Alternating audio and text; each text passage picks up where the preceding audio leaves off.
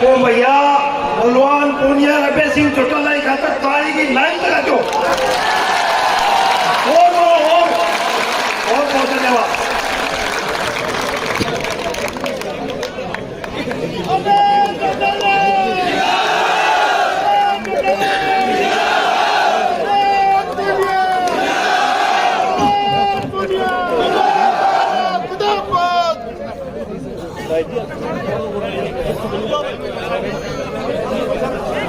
बहुत ही आदर और सम्मान के योग आपके अपने सदा आपके बीच में रह करके आपकी सेवा करने वाले आपके भावी विधायक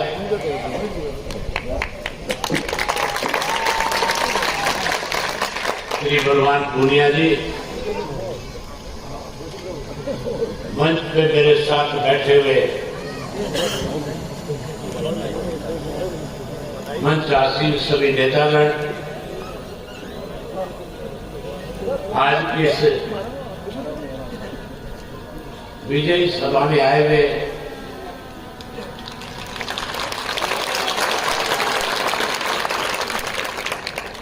गांधी और गांधी के आसपास के गांव के आदरणीय बुजुर्गों, नौजवान साथियों, सम्मान योग्य माताओं, बहनों, भारत वर्ष के उज्जवल भविष्य के प्यारे बच्चों, पत्रकार छायाकार दोस्तों, मैं सबसे पहले आप सबको इस बात के लिए बधाई देता हूं कि चुनाव तो 25 तारीख को होना है, लेकिन आपका जो उत्साह है, जो आपका जोश है,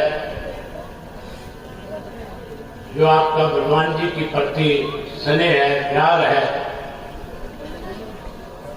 और जो मौजूदा प्रशासन के खिलाफ आपके मन में गुस्सा है, आज आपने इतनी बड़ी संख्या में इकट्ठा होकर के जो अपने प्रिय साथी को, जो आज आप आशीर्वाद देने आए हो, जो विश्वास आप देने आए हो, मैं इस मंच से कह सकता हूं, इस भादरा की सीट से बलवान पूनिया को जीतने से कोई रोक नहीं सकता।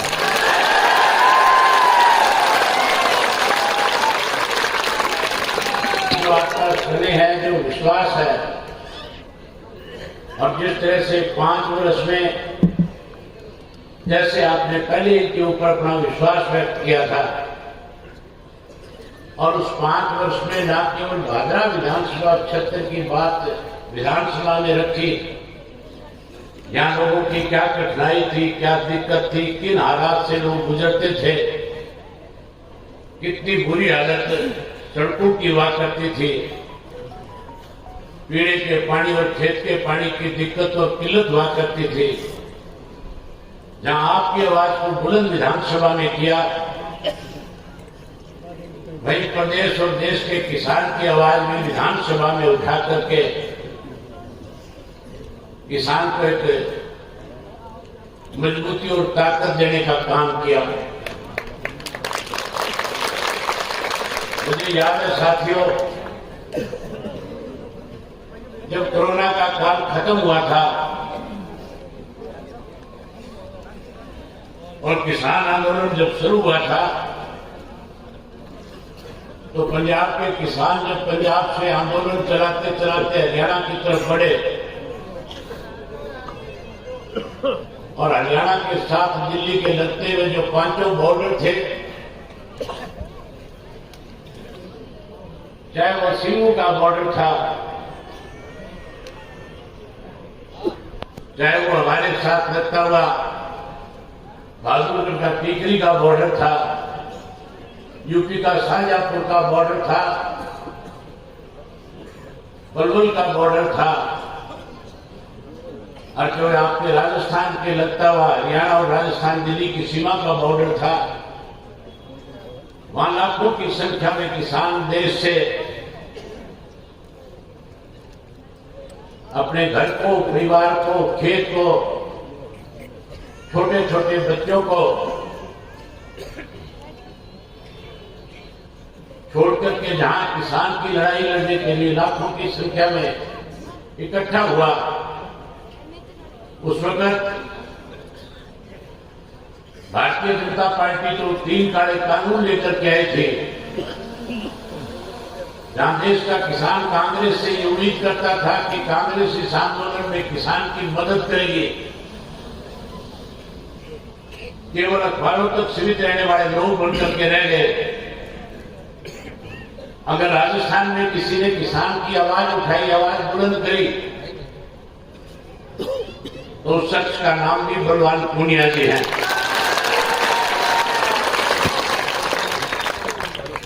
हरियाणा में अगर उस आंदोलन को सबसे ज्यादा ताकत देने का काम किया, 16 फरवरी का दिन था, पंजाब के किसान हरियाणा की तरफ बढ़ रहे थे। हमने अपनी पार्टी की मीटिंग बुलाई और मीटिंग बुला करके उसमें फैसला किया कि बिना किसी बैनर, बिना किसी झंडे पंजाब, राजस्थान, उत्तर प्रदेश, मध्य प्रदेश से जो किसान बॉर्डर पे आए, हमारी पार्टी का एक एक कार्यकर्ता सामाजिक कार्यकर्ता के रूप में इस आंदोलन का हिस्सा बनकर के बाहर से आए हुए किसान की मदद करने का काम करेगा। जहां हमारे लाखों कार्यकर्ता ने वॉलंटियर के रूप में लड़ाई लड़ी, वहीं एक समय ऐसा भी आ गया था जब मैं अपने हजारों साथियों के साथ दिल्ली के टीकरी के बॉर्डर पे गया और वहां उस आंदोलन का हिस्सा बने हुए जो किसान नेता थे, उन्होंने मेरे सामने एक प्रस्ताव रख दिया और कहा कि अगर आज चौधरी देवीलाल हमारे बीच में होते तो आज इस आंदोलन की रूपरेखा अलग होती। वो आज कोई बड़ा निर्णय करके इस आंदोलन को और मजबूत कर देते। मैंने उन्हें उसी वक्त विश्वास और भरोसा दिलाया कि जहां इंडियन नेशनल लोकदल पार्टी का एक एक कार्यकर्ता आपके बीच में रह करके इस आंदोलन को ताकत दे रहा है, वहीं आप निश्चिंत रहो, ये आंदोलन मजबूत हो, किसान के साथ न्याय हो, काले कानून खत्म हो। इसके लिए कोई बड़ा निर्णय भी अगर हमें लेना पड़ेगा, हम उससे पीछे नहीं हटेंगे। और मैंने उसी वक्त प्रेस के लोगों को बुला करके कह दिया कि या तो 26 जनवरी तक काले कानून खत्म हो जाएंगे, अन्यथा 27 जनवरी को जाकर के विधानसभा से इस्तीफा देकर के इस किसान आंदोलन में किसानों के बीच में बैठ करके इनकी लड़ाई लड़ने का काम करेंगे। 26 जनवरी को काले कानून तो खत्म नहीं हुए, लेकिन उस आंदोलन को तोड़ने के लिए साजिश रची गई। देश के प्रधानमंत्री की तरफ से 26 जनवरी को सोशल मीडिया में इस किस्म की खबरें फैलाई कि खालिस्तानी आकर के लाल किले के ऊपर जहां कब्जा कर लिया, वहीं तिरंगे का अपमान करने का काम किया। लोगों के अंदर इस किस्म का माहौल पैदा करने की कोशिश करी गई, इस आंदोलन को तोड़ दिया जाए, कमजोर कर दिया जाए, साजिश के तहत इसको खत्म कर दिया जाए। मुझे 26 तारीख को रात को बहुत सारे नेताओं के फोन आए, जहां हरियाणा से नेता थे, भाजपा के, कांग्रेस के, अन्य दूसरे राजनीतिक दलों के लोगों ने जहां मुझे फोन करके कहा कि अब आपके इस्तीफे का कोई फायदा नहीं होगा। मैंने उन नेताओं से एक ही बात कही कि अगर तुम सही मायने में किसान के जैसी हो, अगर तुम चाहते हो किसान के साथ न्याय हो, ये 3 काले कानून खत्म हो,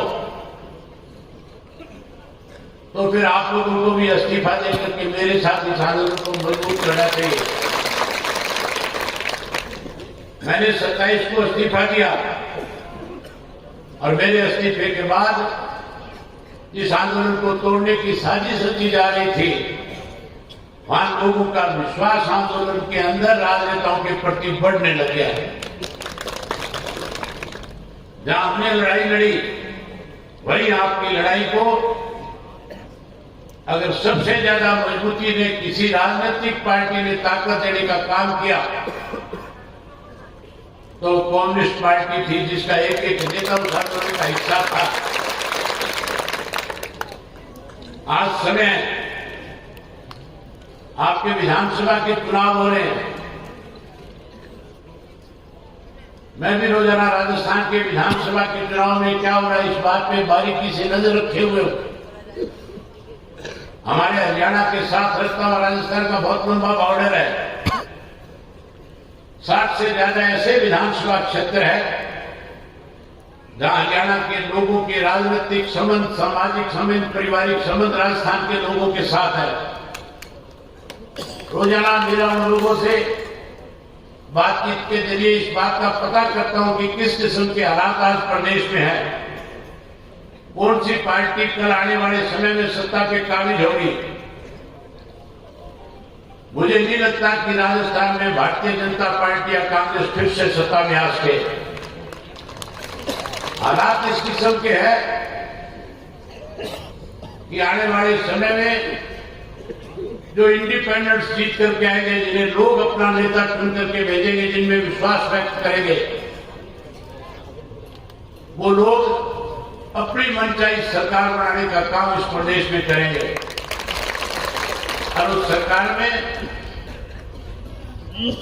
सबसे बड़ा रोल मैं ये मान के चलता हूं कि बलवंत पूनिया जी का भी हो सकता है। इन्होंने पिछले 5 वर्ष में जहां आपकी सेवा करी, जहां आपके बीच में रहे, जहां आपके सुख दुख के साथी बने, आप इनके ऊपर उसी तरह से विश्वास करके एक बार फिर राजस्थान की विधानसभा में भेजो, ताकि आने वाले समय में इस इलाके का और ज्यादा विकास हो सके।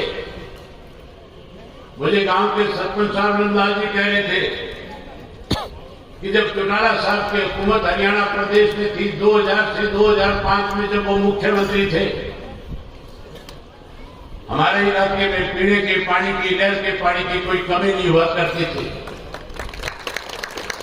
चौधरी ओम प्रकाश चौटाला इस बात को अच्छी तरह से समझते थे, जानते थे कि अगर बारिश नहीं होगी, किसान के खेत के अंदर नहर का पानी नहीं पहुंचेगा, किसान कमजोर पड़ जाएगा, किसान बर्बाद हो जाएगा, किसान का नुकसान हो जाएगा। उन्होंने जहां हरियाणा के किसान को सिंचाई का पूरे पानी देने का काम किया, जहां गांव के लोगों को ज्यादा से ज्यादा सुविधाएं दी, सरकार आपके द्वारा कार्यक्रम के तहत अनेकों ऐसे काम किए जिससे लोगों को फायदा मिला। जहां स्कूल बनाए, कॉलेज बनाए, अस्पताल बनाए, जहां वाटर वर्क्स बनाए, जहां नई नहरों का निर्माण करके सिंचाई का पानी दिया। वही हमारे साथ लगता हुआ इलाका जो रोड भादरा का था, यहाँ के किसान को भी हमने सिंचाई का पानी और पीने का पानी पहुंचाने का काम किया था। अब फिर हरियाणा प्रदेश में उसी किस्म के हालात हैं। वहां लोग आज किस मौजूदा जो हमारे प्रदेश की सरकार भाजपा और जसपा की, उससे दुखी है, परेशान है, उसको बदलना चाहते हैं। वही कांग्रेस को भी सत्ता से दूर करना चाहते हैं। आपने देखा था पिछला जो बाई इलेक्शन मेरा था, उस बाई इलेक्शन के अंदर मेरे खिलाफ पूरे देश के राजनीतिक लोग इकट्ठे हो रहे थे। कांग्रेस, भाजपा, जसपा, छोटे मोटे और राजनीतिक दल भी। अगर मेरे साथ कोई राजनीतिक दल मजबूती के साथ खड़ा था, कोई राजनीतिक व्यक्ति मेरे साथ मजबूती के साथ उस चुनाव में था, अगर किसी ने सबसे ज्यादा ताकत मेरे को वहां देने का काम किया, तो शख्स का नाम भी चौधरी बलवंत पूनिया है। आज 22 किस्म के हालात है कि आने वाले समय में फिर 2024 में जब चुनाव होगा, इंडियन नेशनल लोकदल पार्टी प्रदेश में सत्ता में आएगी। जहां हम आज सत्ता में आएंगे वहीं आपको फिर पानी पूरा का पूरा देने का काम करेंगे, किसी किस्म की कोई कमी नहीं रहने देंगे। आज आपके बीच में कुछ बहरूपे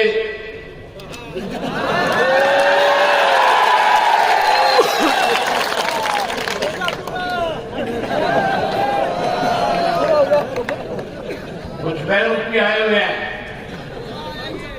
देश बदल करके आए हैं। मैंने उनके भी भाषण सुने थे। बड़ी हैरानी की बात है, कहते हैं 25 तारीख को बात देख लेंगे। मुझे लगता नहीं, मैं तो भगवान जी से भी कह रहा था कि आप उनका नाम मत दिया करो।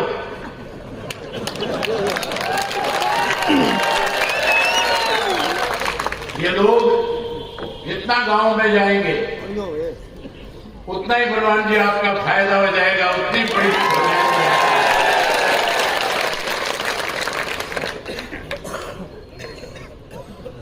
यहां पे तो तुम देख लेना, मेरे यहां तो बड़े बड़े नहीं सकते।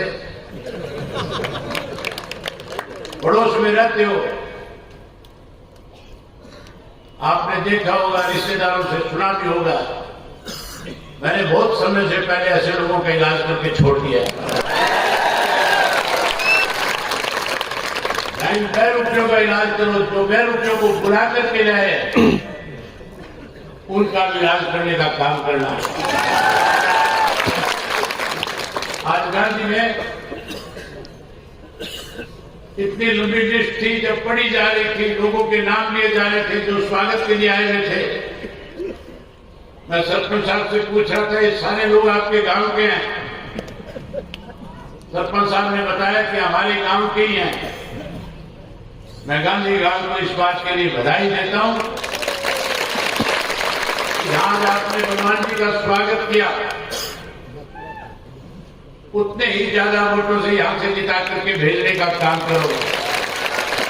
आज की आपकी सभा के बाद सोशल मीडिया के ऊपर जब भादरा क्षेत्र के लोग इस सभा को देखेंगे, हर आदमी इस बात का फैसला करेगा, हर आदमी इस बात को सोचने पे मजबूर हो जाएगा कि जब गांधी गांव ने फैसला कर दिया तो हमें और ज्यादा मतों से जिता करके भेजना चाहिए ताकि हमारी ताकत बढ़े। आप काफी लंबे समय से बैठे हो, बलवान जी ने भी आगे जाना है। मैंने जहां बलवान जी अपनी पार्टी के एक कार्यकर्ता की जिम्मेवारी आपके नॉमिनेशन से पहले गांव में जाकर के लगाई, जहां एक पार्टी के कार्यकर्ता ने अपना चुनाव समझ करके आज आपके बीच में आपके चुनाव के अंदर अपनी जिम्मेवारी निभाने का काम कर रहे हैं। वहीं मैं इन कार्यकर्ता साथियों को फिर कहना चाहूंगा कि 25 तारीख तक जब तक चुनाव नहीं हो जाए, एक एक वोट नहीं डल जाए, आप अपने घरों को वापसी नहीं करेंगे। एक एक वोट करा करके अपनी जिम्मेवारी को पूरे अच्छे तरीके से निभाने का काम करोगे। वहीं जहां मेरी जरूरत आप समझोगे,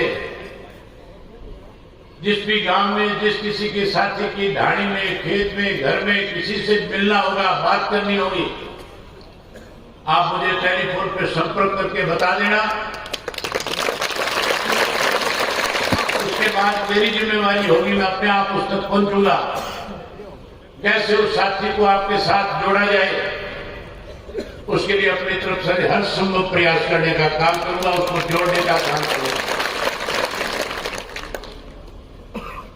जहां हम अपनी जिम्मेवारी निभाएंगे, वही चुनाव केवल आज की तारीख में सबसे बड़ी दिक्कत चुनाव में एक और है। पहले तो चुनाव में लोग वोट डाल करके चुनाव को जिताने का और ताकत देने का काम करते थे। आज साधनों की गिनती भी होती है। आज लोग ये दिखावा भी करते हैं किसके कितने साधन घूम रहे हैं। साधनों की कमी ना पड़ जाए, किसी किस्म की चुनाव में दिक्कत ना आए। परमात्मा ने आपको सब कुछ दे रखा है, आपके कार्यकर्ता दिन रात आपकी मदद में लगे हुए हैं।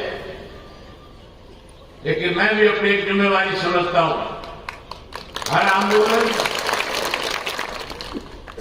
बिना सबके सहयोग के बिना नहीं लड़ा जा सकता। इसी तरह से हर इलेक्शन भी आदमी अपने बलबूते पर अकेला नहीं लड़ सकता। हर तरह की जरूरत होती है। जहां मेरी पार्टी का एक एक कार्यकर्ता आपके लिए दिन रात एक करेगा, वहीं में आपके चुनाव में किसी किस्म की कमी न आए, अपनी तरफ से एक छोटी सी राशि 5 लाख रुपए देकर के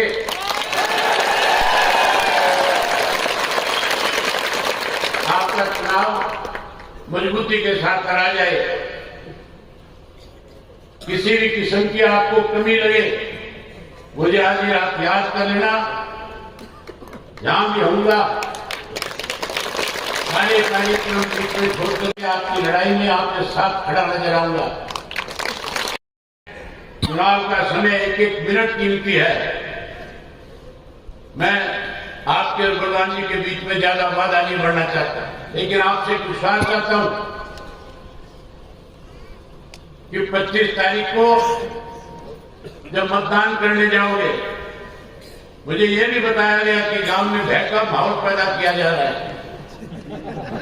यहाँ डराया भी जा रहा है लोगों को।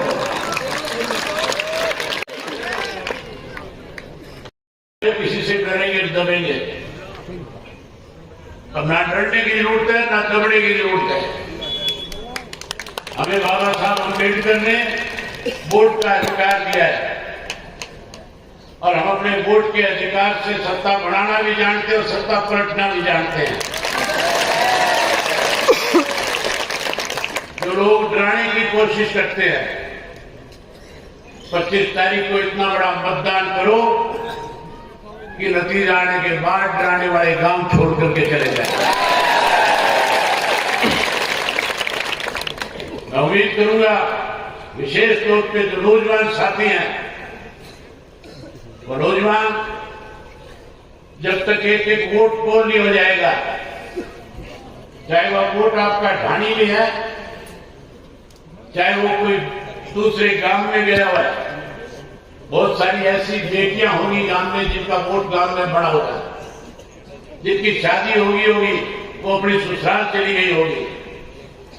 ये गांव के नौजवान कार्यकर्ताओं की जिम्मेवारी बनती है कि वो अभी से अपने अपने बूथ के ऊपर वोटर लिस्ट लेकर के इस बात की पहचान करे कि कौन कौन सा मतदाता हमारा बार है। अभी से उससे संपर्क करे और मतदान वाले दिन उनको जाकर के उस वोट को पोल करवाने का काम करे। मैं उम्मीद करूंगा कि एक एक वोट पोल करा करके और बलवान पूनिया जी को ज्यादा से ज्यादा मतों से जिताने का काम करोगे। जिता दोगे कि नहीं जिताओगे? बहुत धन्यवाद आपका।